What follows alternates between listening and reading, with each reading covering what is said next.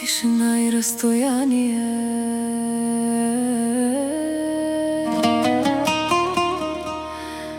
Носещи спомен за онова,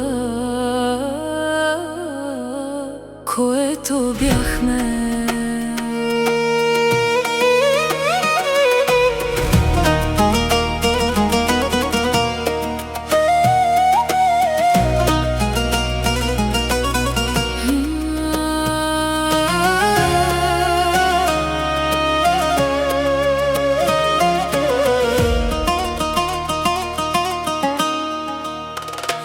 Може би не ни е било писано да бъдем заедно.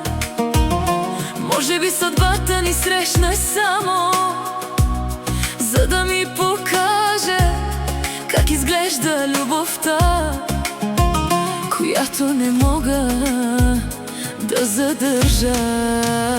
Но въпреки разстоянията, обстоятелствата и неизречените думи, ти винаги ще си част от мен.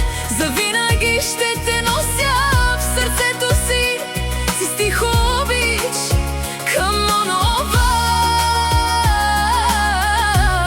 което никога не успяхме да бъдем.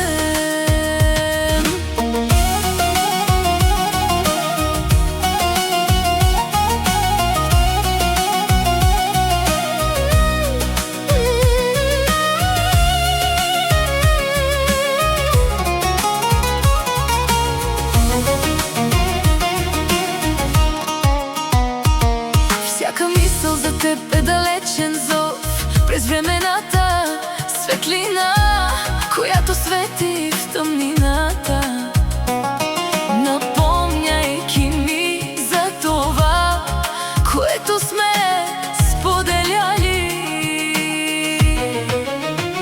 И въпреки че вървим по различни пътища, спомена за теб остава жив, като незабравима мелодия, която пее за онова, което изгубихме.